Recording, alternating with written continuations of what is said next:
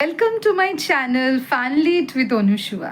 This is the lecture 3 in the series of types of poetry video, and in today's video I'm going to discuss dramatic monologue. Okay, so let's begin.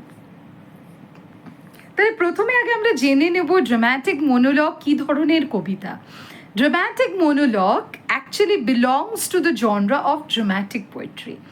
এর আগে আমরা জেনেছি একদম প্রথম ভিডিওতে যে 3 রকমের যে কবিতা মানে জনরা রয়েছে বা টাইপ রয়েছে, যেমন lyrical poetry, narrative poetry, dramatic poetry. সেখানে ড্রামাটিক পোয়েট্রির মধ্যে পড়ে কি ড্রামাটিক মোনোলগ। ওকে, তো ড্রামাটিক মোনোলগ কী ধরনের কবিতা বা ড্রামাটিক মোনোলগের ফিচার্স কী কী, তাহলে এখানে একটু এক্সাম্পল দিতে হতে পারে বা রেফারেন্স দিতে হতে পারে এমএইচ অ্যাব্রামস। এমএইচ অ্যাব্রামসের লিটারেরি টার্মসের বই আমাদের কাছে কম বেশি সকলেরই আছে। তো এমএইচ অ্যাব্রামস তিনি 3টে পার্টিকুলার ফিচারের কথা বলছেন অফ ড্রামাটিক মোনোলগ। দেখো, নামটা থেকে তোমরা কিছুটা আন্দাজ করতে পারছো। ড্রামাটিক মানে যেটার মধ্যে একটা ড্রামাটাইজেশন রয়েছে, একটা নাটকীয়তা রয়েছে, এবং মোনোলগ মোনোলগ মানে হচ্ছে একটা সংলাপ যেখানে একজন ব্যক্তি একটা সংলাপ বলছে। ঠিক আছে, দুজন ব্যক্তির মধ্যে সংলাপ হলে সেটা হয়ে যায় ডায়লগ, 2 বা ততোধিক হলে ডায়লগ হয়। এখানে যেহেতু একজন ব্যক্তি সংলাপটা বলছে সেই জন্য এটাকে বলা হয়ে থাকে মোনোলগ, অর্থাৎ সেই সংলাপের মধ্যে একটা নাটকীয়তা রয়েছে। তো এমএইচ অ্যাব্রামস কি বলছেন, তিনি 3টে ফিচার পাচ্ছেন ড্রামাটিক মোনোলগে। প্রথম ফিচার হচ্ছে কি, তিনি বলছেন ড্রামাটিক মোনোলগে একজন সিঙ্গল স্পিকার থাকবেন যিনি একটা পার্টিকুলার স্পেসিফিক সিচুয়েশনে একটা স্পিচ দিয়ে থাকবেন, একটা কথা বলে থাকবেন। ঠিক আছে, এবং সেই স্পেসিফিক যে স্পিকার বা সিঙ্গল স্পিকার তিনি কিন্তু কখনোই কোনো মতে পোয়েট হবেন না। Okay, so it must be a character, it must be an imaginary speaker, okay, but a definite imaginary speaker. যেরকম আমরা ড্রামাটিক মোনোলগের ক্ষেত্রে যেমন মাই লাস্ট ডাচেস রবার্ট ব্রাউনিংয়ের, সেই মাই লাস্ট ডাচেসে এখানে আমরা একজন জনৈক ডিউককে দেখতে পাই, which is a part of the poet's imagination। যে ডিউক কী করছে, তিনি একাই কথা বলে যাচ্ছেন। ওকে, এবং এই ডিউক কথাটা বলছে in a particular specific situation.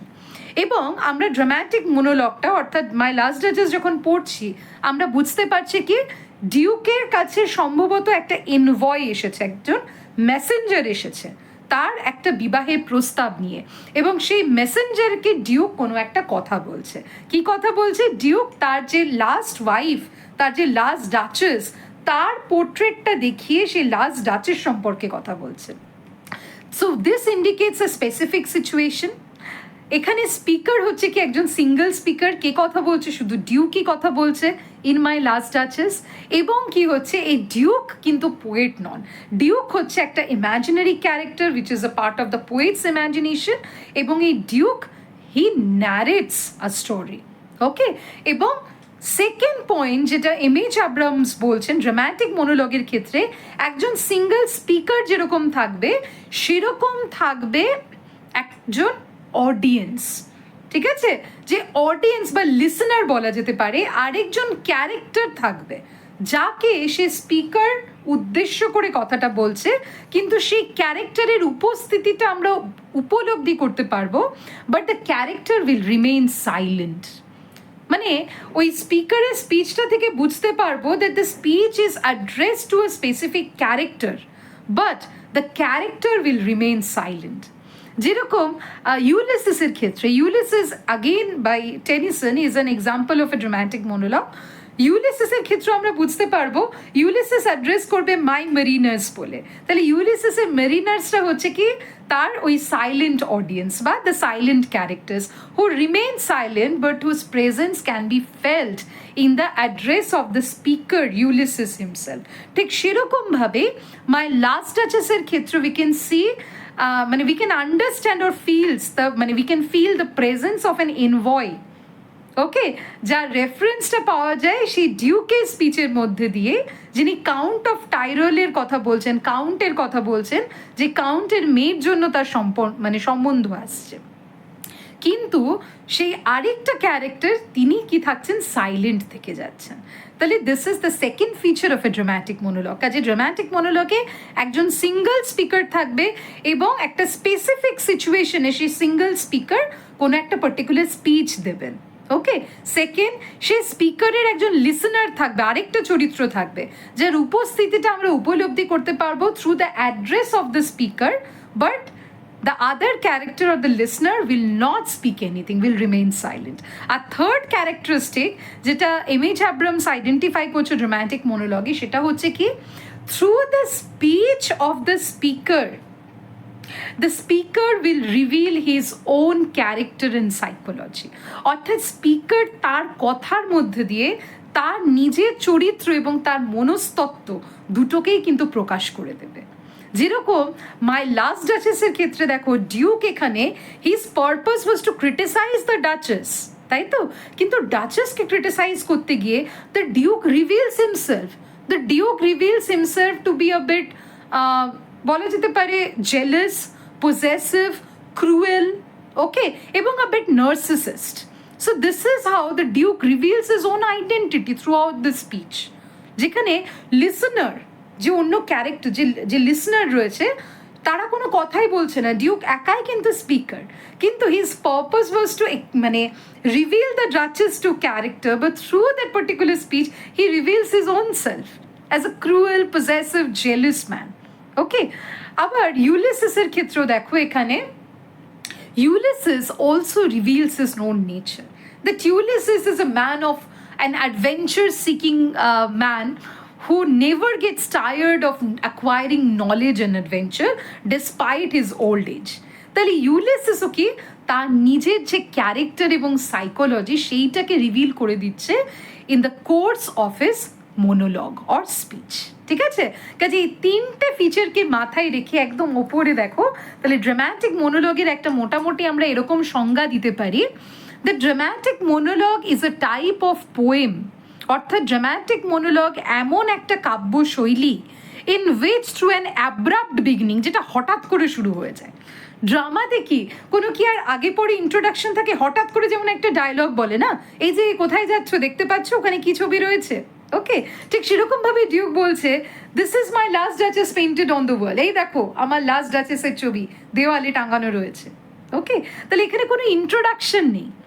Okay, Duke নিজেই তার কথাটার মধ্যে দিয়ে হঠাৎ করে কবিতাটাকে শুরু করে দিচ্ছেন। তাহলে ড্রামাটিক মনোলগে আমরা একটা অ্যাব্রাপ্ট বিগিনিং দেখতে পাবো, হঠাৎ করে কবিতা শুরু হয়ে যাচ্ছে কোনো ভনিতা ছাড়াই, কোনো ইন্ট্রোডাকশন ছাড়াই। অ্যান্ড ইম্যাজিন স্পিকার, যেখানে একটা ইমাজিনারি ক্যারেক্টার, যেমন ইউলিসিস বা ডিউকের ক্ষেত্রে ডিউক দ্য পোয়েটস ইমাজিনেশন, তারা কি করছে, অ্যাড্রেস করছে এবং ইন্টারাক্ট করছে with a presumed audience. Presumed মানে কি, আমরা ধরে নিচ্ছি তার উপস্থিতিটা সত্যি। কেন ধরে নিচ্ছি?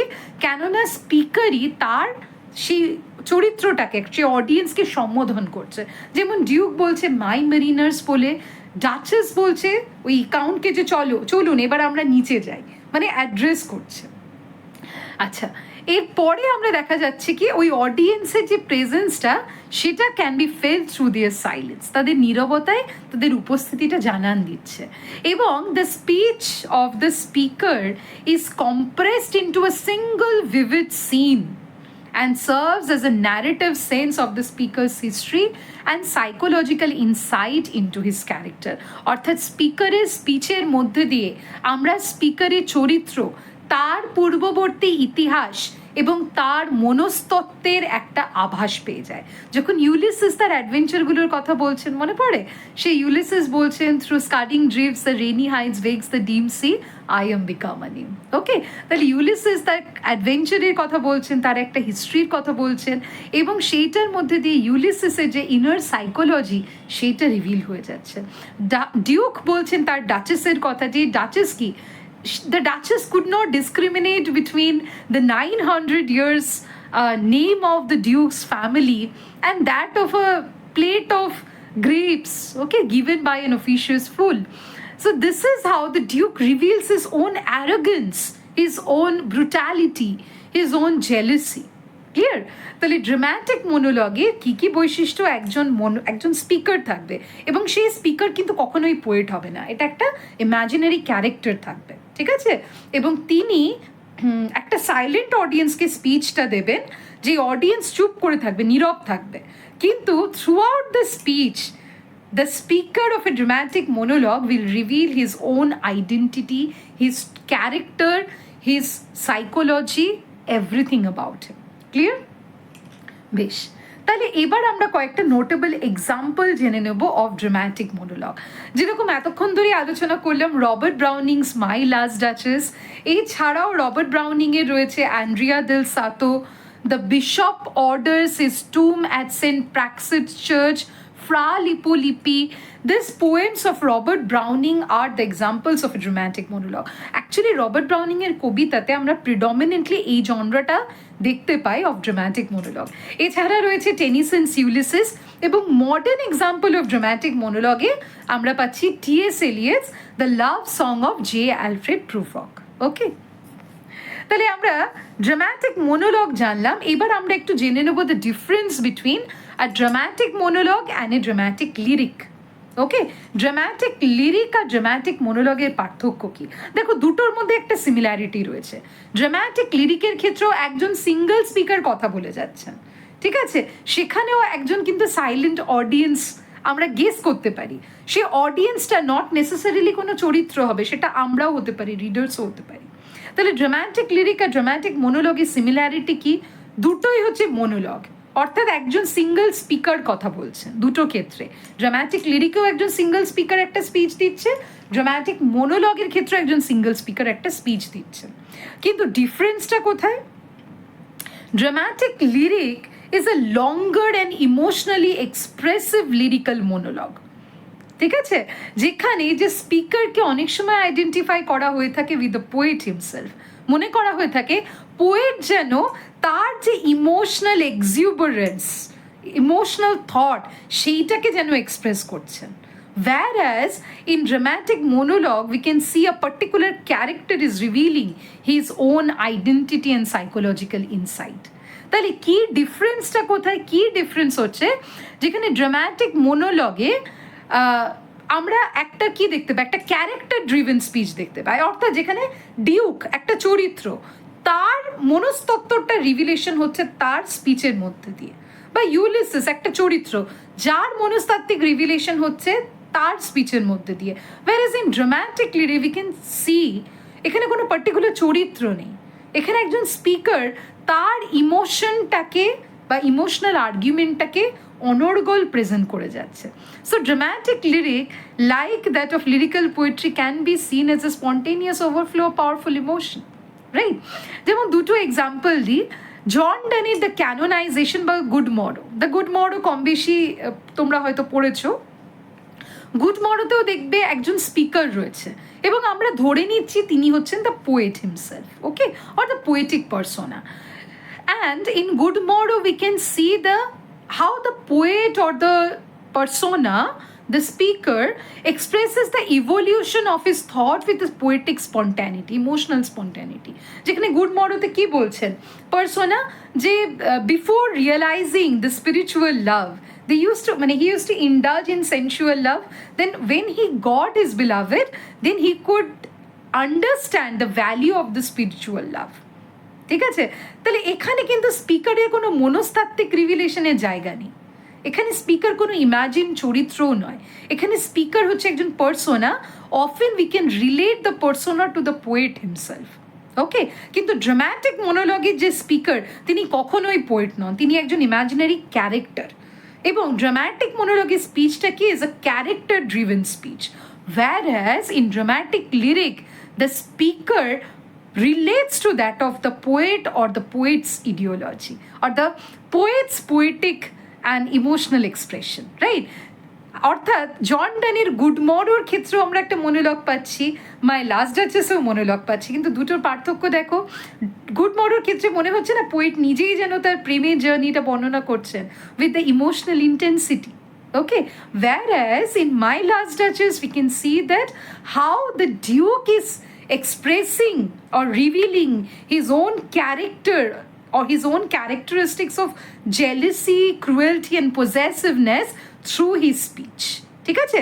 তাহলে ড্রামাটিক মনোলগের উদ্দেশ্য হচ্ছে কি, যে চরিত্র বলছে, চরিত্রধর্মী ড্রামাটিক মনোলগ, যেখানে একটা চরিত্র পাবো এবং সেই চরিত্রের তার মনস্তাত্ত্বিক রিভিলেশনটাই মূল উদ্দেশ্য। whereas in dramatic লিরিকের মূল উদ্দেশ্য হচ্ছে কি, to express the emotional intensity, and here the speaker is not an imaginary character, probably the speaker relates to the poet himself. Okay, এবারে চলে আসি the difference between that of dramatic monologue and soliloquy. দেখো, ছবিটাই কিন্তু অনেক কথা বলে দিচ্ছে। তাহলে প্রথম ছবিটাতে আমরা দেখতে পাচ্ছি কি, প্রথম ছবিটা ধরে নাও আমরা বলতে পারি ইউলিসিসের, ঠিক আছে? যেখানে ইউলিসিস কি করছে, যে ইউলিসিস তার মারিনার্সদেরকে ইন্সপায়ার করছে। So this is an example of dramatic মোনোলগ, যেখানে দেখো মারিনার্সদের কি মনে হচ্ছে, তারা সবাই চুপ করে আছে, ঠিক আছে? আর ইউলিসিসকে আমরা ধরে নিতে পারি একটা স্পিকিং জেস্চারে রয়েছে। আর সেকেন্ড ছবিটা দেখো, মনে হচ্ছেন একজন অ্যাক্টর, তিনি স্টেজে একা যেন কোনো কথা বলে যাচ্ছেন। তাহলে soliloquy is a part of drama. Soliloquy too is an example of dramatic poetry. যেরকম ড্রামাটিক পোয়েট্রি, ড্রামাটিক মোনোলগ একটা অংশ, সলিলকিও কিন্তু অংশ। তাহলে দুটোই কিন্তু একটা দুটোই কিন্তু একটা মোনোলগ। সলিলকিও একজন সিঙ্গেল স্পিকার বলছেন, ড্রামাটিক মোনোলগও একজন সিঙ্গেল স্পিকার বলছেন। কিন্তু দুটোর পার্থক্য কোথায়? পার্থক্যটা ছবি দেখলেই বুঝতে পারবে। ড্রামাটিক মোনোলগের ক্ষেত্রে একটা সাইলেন্ট অডিয়েন্সের প্রেজেন্স রয়েছে, আর সলিলকির ক্ষেত্রে কি করা হচ্ছে, একজন চরিত্র অন স্টেজে যখন তিনি ইমাজিন করছেন তিনি একা, সে চরিত্র নিজের সাথেই নিজে কথা বলছেন, সেখানে কোনো অডিয়েন্স নেই। তাহলে কি difference between a dramatic monologue and a soliloquy is that, একটা সলিলকিতে the character is speaking his personal thoughts aloud, সে জোরে চিৎকার করে তার মনের যে থটসগুলোকে রিভিল করছে, believing himself to be alone, ঠিক আছে?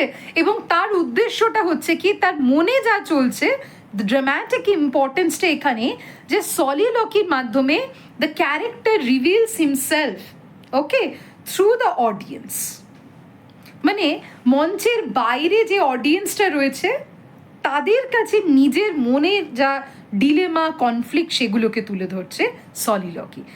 ওকে, কাজে দেখবে ড্রামার ক্ষেত্রে বা স্টেজ পারফরমেন্সের ক্ষেত্রে বা পারফরমেন্স স্টাডিজ একটা টার্ম রয়েছে, ফোর্থ ওয়াল। ফোর্থ ওয়াল জিনিসটা কি একটু বলে দিই। যারা স্টেজে পারফর্ম করো, স্টেজে যে দিকটাতে চরিত্র যখন অডিয়েন্সকে ফেস করে কোনো কথা বলে, সেই দিকটাকে মনে করা সেখানে আরেকটা দেওয়াল রয়েছে। সাধারণত স্টেজে 3টে দেওয়াল দেখা যায়, ডান দিকে, বাঁ দিকে, পেছনে, তাই তো? মনে করা হয় চরিত্রটা যখন পারফর্ম করে স্টেজে, তার সামনেও একটা দেওয়াল থাকে। এইটা একটা ইনভিজিবল দেওয়াল, ঠিক আছে? যে চরিত্র সে ভাবে আমার সামনে কেউ নেই, কিন্তু অডিয়েন্স চরিত্রকে দেখতে পায়, চরিত্র কিন্তু অডিয়েন্সকে দেখতে পায় না। কিন্তু সলিলকি হচ্ছে এমন একটা মনোলগ, এমন একটা স্পিচ, যেটার মাধ্যমে চরিত্র নিজের সাথে নিজে কথা বলতে বলতে নিজের মনের কনফ্লিক্ট, ডিলেমা, সেগুলোকে প্রেজেন্ট করে এমনভাবে যে অডিয়েন্স বুঝতে পারে চরিত্রের মধ্যে কি চলছে, কিন্তু চরিত্র ভাবে কি, আমি একা, believing himself to be alone. Okay, কেননা চরিত্র তো জানে না, সেখানে চরিত্রের দৃষ্টিকোণ দিয়ে একটা ফোর্থ ওয়াল রয়েছে, কিন্তু audience can see whatever is going on in the mind of the character himself. That is soliloquy. আর ড্রামাটিক মোনোলগে কি হচ্ছে, যেখানে একজন চরিত্র সে একটা পার্টিকুলার ক্যারেক্টার, যে ক্যারেক্টার তার অডিয়েন্সের রোল প্লে করছে, তার সামনে সে নিজেকে রিভিল করছে, ঠিক আছে? তার উদ্দেশ্য কিন্তু নিজেকে রিভিল করা নয়, তার উদ্দেশ্য হচ্ছে তাদেরকে হয়তো কিছু বলা, কিছু মোটিভেট করা। যেমন ইউলিসিসের উদ্দেশ্য কিছু, দ্য মেরিনার্সদেরকে মোটিভেট করা, কিন্তু মেরিনার্সদেরকে মোটিভেট করতে গিয়ে তিনি নিজেই নিজের যে অ্যাডভেঞ্চারাস স্পিরিটকে রিভিল করে দিচ্ছেন। যেমন মাই লাস্ট ডাচেসের ক্ষেত্রে ডিউকের উদ্দেশ্য কি, to criticize the Duchess, but by doing this, he reveals his own cruelty and possessiveness, right? Whereas in soliloquy, যেমন আমরা একটা এক্সাম্পল দিতে পারি ম্যাকবেথের, Act 1, Scene 7 soliloquy, যেখানে Macbeth reveals his dilemma to kill Duncan, okay, when he was alone on the stage.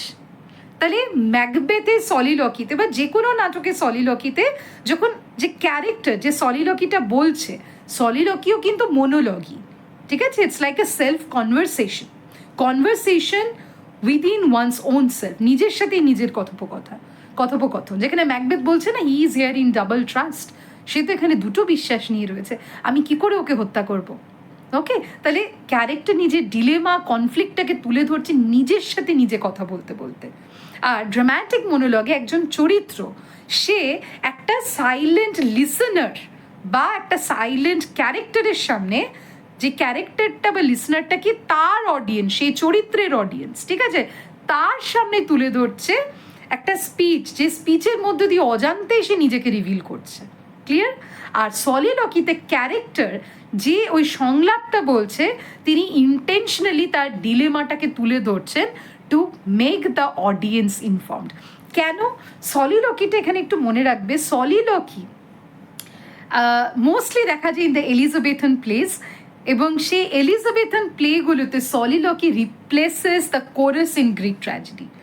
Chorus কি করে, কোরাসের কাজটা ছিল কি ন্যারেশন করা, ন্যারেটারের কাজ করতো। একটা চরিত্র ধরো চুপ করে গ্রিক প্লেতে বসে আছে, করে মাথায় হাত দিয়ে কোরাস এসে বলছে, এর মধ্যে এখন এই সমস্ত চিন্তা ভাবনা চলছে, এখন ও ডিপ্রেসড, এখন ও খুশি, এখন ও এইটা করবে। কিন্তু এলিজাবেথান প্লেতে কোরাস নেই। এলিজাবেথান প্লেসে ক্যারেক্টার নিজেই বলছে, হাই রে, he is here in double trust, being his kinsman and then his subject, আমি কি করে মারবো ডানকানকে, ঠিক আছে। প্লাস কি, ডানকান আজকে আমার অতিথি, আমার নিজের বুকে ছুরি নেওয়া উচিত, আমার হাতে কেন আমি ছুরি নিচ্ছি ওকে মারবার জন্য। ওকে, তো this is how the character reveals his own self. Clear? তাহলে সলিলকিতে ক্যারেক্টার নিজের সাথে কথা বলতে বলতে নিজেকে রিভিল করে, আর ড্রামাটিক মোনোলগে ক্যারেক্টার অন্য একজন নীরব চরিত্রের সাথে কথা বলতে বলতে অজান্তেই নিজেকে রিভিল করে দেয়। So this is the example, মানে difference between a dramatic monologue and a soliloquy. Hopefully তোমাদের ড্রামাটিক মোনোলগ এবং সলিলকি রিলেটেড কনসেপ্ট ক্লিয়ার হয়েছে। যদি ভিডিওটা ভালো লেগে থাকে অবশ্যই চ্যানেলটাকে সাবস্ক্রাইব করো। Thank you.